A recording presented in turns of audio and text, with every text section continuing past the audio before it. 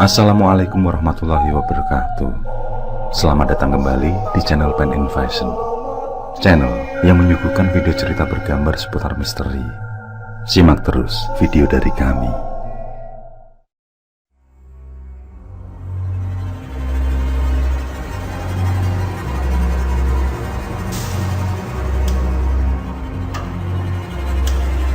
Pada masa dahulu, sihir yang paling dikenal adalah sihir Dewi Isis yang menggunakan simbol tali atau lebih dikenal dengan simbol tali Isis sebagai medianya.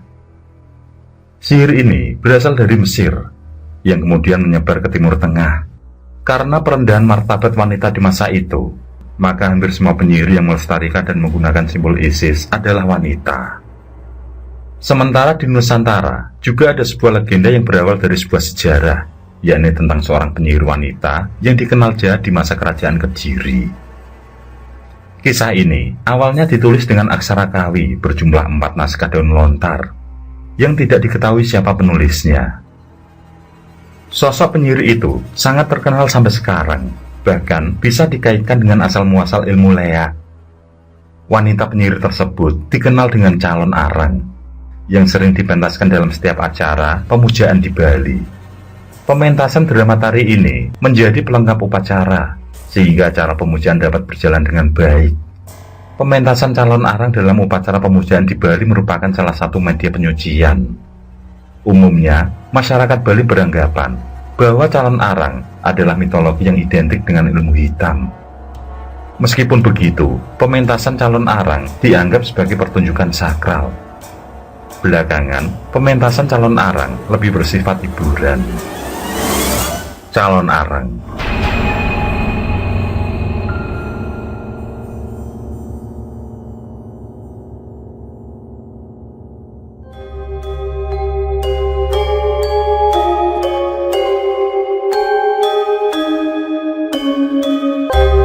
Tersebutlah desa Jirah yang masih dalam kawasan kerajaan Daha, kerajaan yang dipimpin oleh Raja Airlangga, pendiri kerajaan Kauripan yang memerintah pada tahun 1006 sampai 1042. Raja Airlangga membagi kerajaan menjadi 2. Peristiwa pembelahan ini tercatat dalam serat calon arang, negara Kertagama, dan prasasti Turun Hyang II. Kemudian terbentuk 2 kerajaan baru. Kerajaan Barat disebut Kediri dengan pusat di kota baru, Daha. Kerajaan ini diperintahkan Sri Samarawijaya, sedangkan kerajaan Timur disebut Jenggala yang berpusat di kota lama, yaitu Kauripan. Kerajaan tersebut diperintahkan oleh Mapanji Garasakan. Merujuk pada peristiwa itu, mengindikasikan teks calon arang di Jawa ditulis pada saat setelah terjadinya pembagian kerajaan itu. Teks ditulis sebagai penggambaran dari konflik yang terjadi pada saat itu. Teks mulai dipentaskan dalam bentuk drama tercatat dalam sebuah prasasti. Dari epilog calon arang adalah Prasasti Jaha tahun 840 Masehi yang ditemukan di Jawa Tengah dan dikeluarkan oleh Raja Sri Lokapala, pemegang daerah Kuti. Dalam Prasasti Jaha menyebutkan beberapa jenis pertunjukan. Salah satunya adalah drama tari calon arang yang disebut Haluwarak. Merujuk pada lontar ularan Prasaya, masa keemasan pementasan calon arang di Bali pada masa Gelgel 1460 sampai 1550. Raja Gelgel dalam Watu Renggong menyerang Blambangan dan berhasil menaklukkan wilayah itu. Kemudian armada Gelgel berhasil merampas sejumlah barang kesenian, topeng, teks calon arang, dan beberapa kubahan yang sering dipentaskan.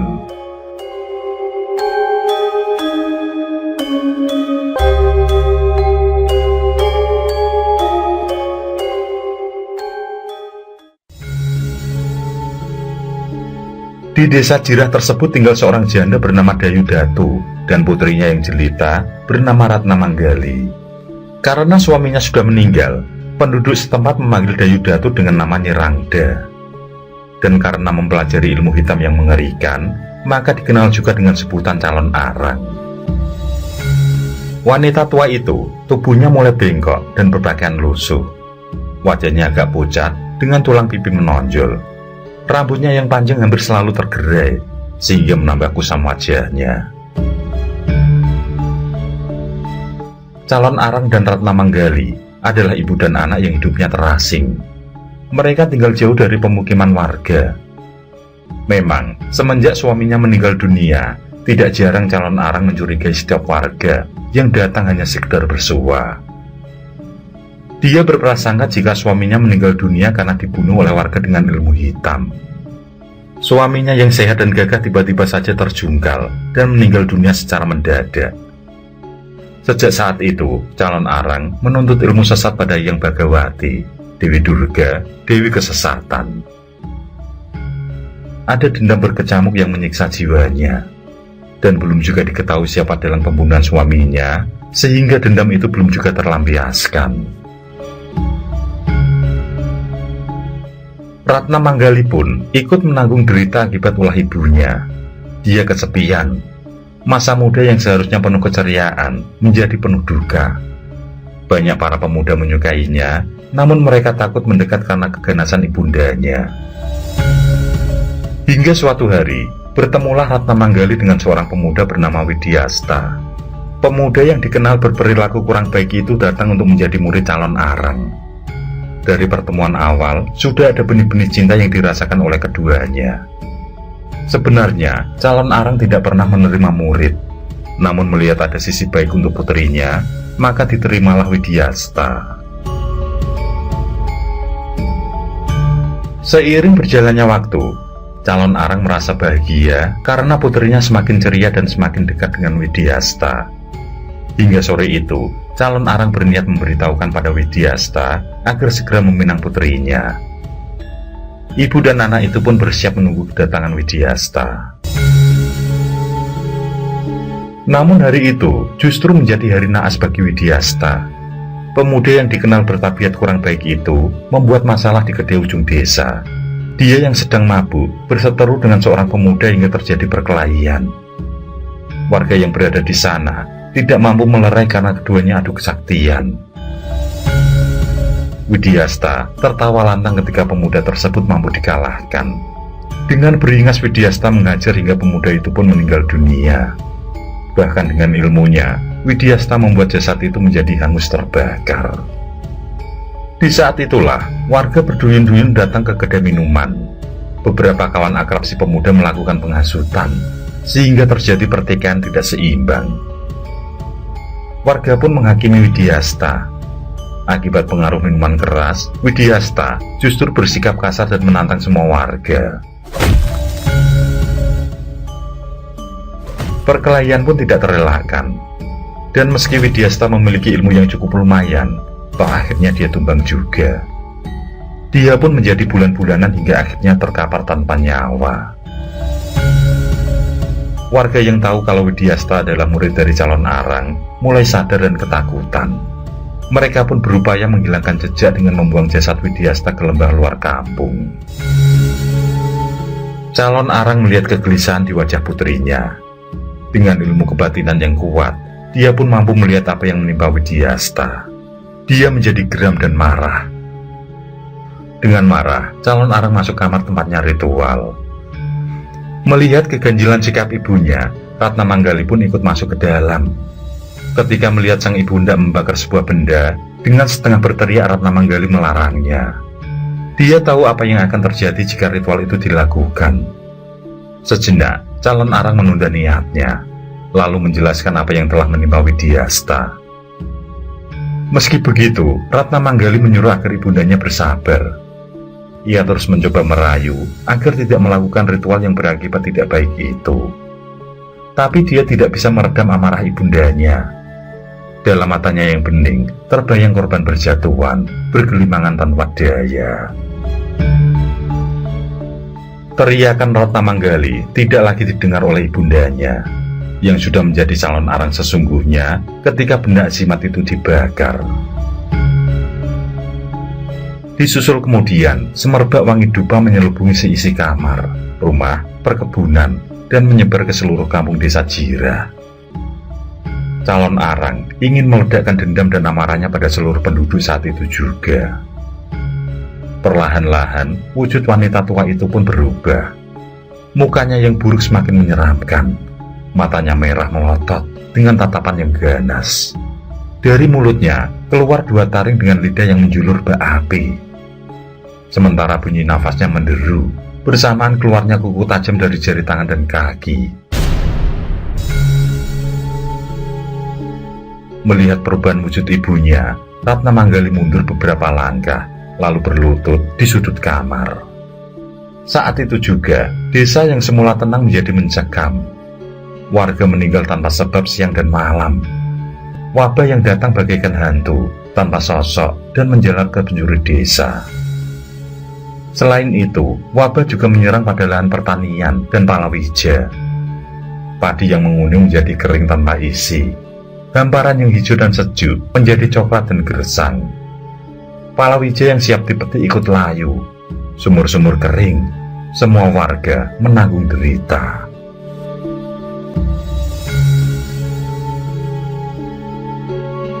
Atas apa yang menimpa warganya, salah seorang yang dekat dengan tokoh kerajaan melaporkan peristiwa tersebut, yang kemudian melalui wakil dari Patih Jaya Kesuma, yakni Patih Sidura Wacana, melaporkan pada Sang Raja Airlangga. Menurut si Patih, apa yang menimpa kampung Jirah bukanlah kemarahan Dewi Sri, sehingga tidaklah perlu melakukan upacara pada sang Dewi. Patih Sidura Wacana melanjutkan, jika yang ia lihat penyebabnya adalah kemarahan Nyi Rangda atau calon arang.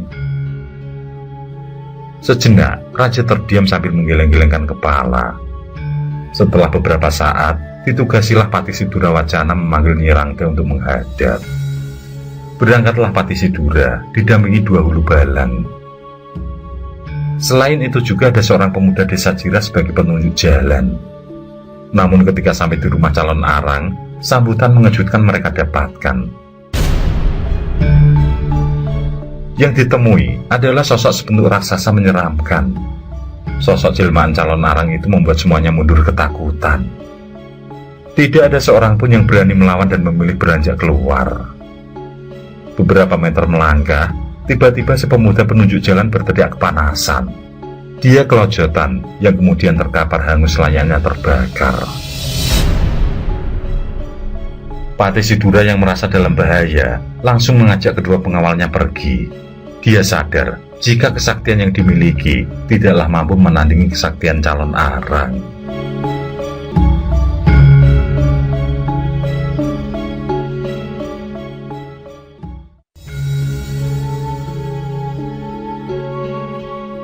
Selepas kejadian itu, Raja Airlangga yang disibukkan beberapa pemberontakan dan masalah kerajaan lain, mengutus memberikan bantuan makanan pada warga desa Jirah. Selain itu juga, mengutus orang-orang istana untuk melawan calon arang. Tapi nyatanya belum ada yang bisa menandingi Ratu Ilmu Hitam tersebut. Di sela-sela kesibukan, sang raja melakukan semedi, demi mendapat jalan keluar atas bencana yang melanda warganya. Hingga ditemukanlah jalan keluar untuk mengalahkan calon arang. Dalam meditasinya, dia mendapat bisikan bahwa yang mampu menaklukkan calon arang adalah seorang Buddha dari batu tulis. Pendeta agung yang bernama Mpu Barada itu tinggal jauh di atas bukit di daerah Lembah Tulis. Kali ini sang raja mengutus Patih Kanuruhan dan Arya Daksa untuk menemui Mpu Barada. Dengan perbekalan seadanya, 2 utusan itu pun berangkat melewati hutan belantara dan pegunungan. Di hari ke-11 barulah mereka sampai di kawasan Batu Tulis. Sebenarnya, Mpu Barada adalah perwujudan pendeta sakti yang singgah. Dia pun tahu jika akan kedatangan tamu dari jauh. Ketika keduanya sampai, disuruhnya beristirahat untuk menghilangkan penat. Namun keduanya tidak sabar langsung menceritakan tujuan mereka yang telah diutus oleh sang raja. Menurut Mpu Barada, sosok calon arang sangatlah sakti mandraguna. Dia mendapat kesaktian tersebut langsung dari Betari Sang Bhagyawati. Tidaklah sembarang orang yang bisa mengalahkannya.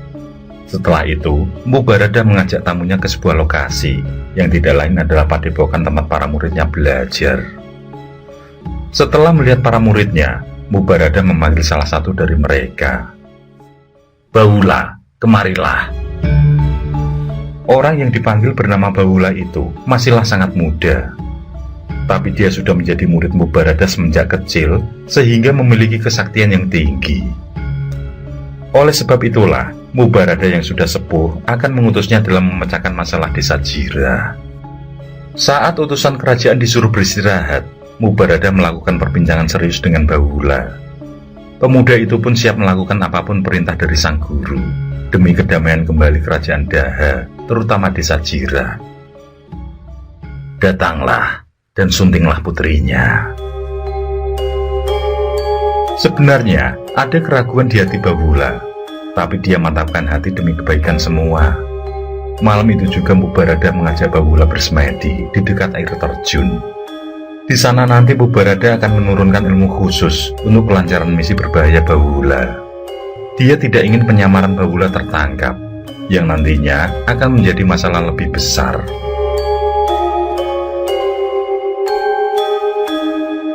Setelah rencana matang, Mubarada memanggil 2 utusan kerajaan. Disuruhnya mereka pulang dan menyampaikan pesan agar sang raja melakukan upacara pancawalik rasa atau upacara belas kasih begitu mereka tiba di istana.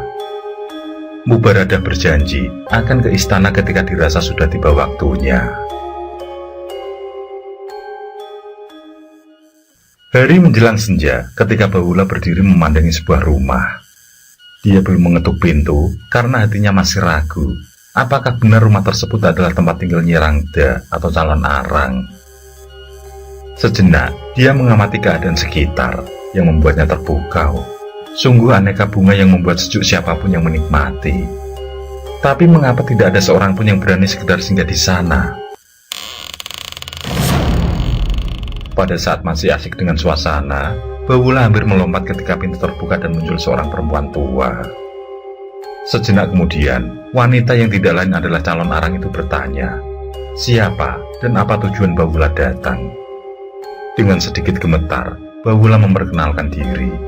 Lalu tanpa basa-basi, dia mengutarakan niatnya untuk mempersunting Ratna Manggali.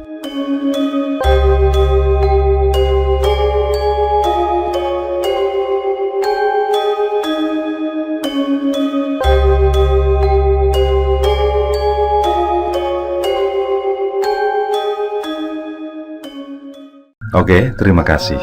Semoga kawan-kawan terhibur, dan untuk ke depan, semoga channel ini bisa lebih baik lagi.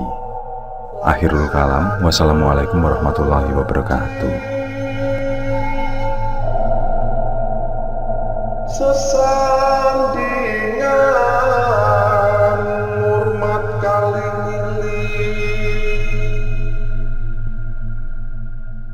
lakukan pungkasane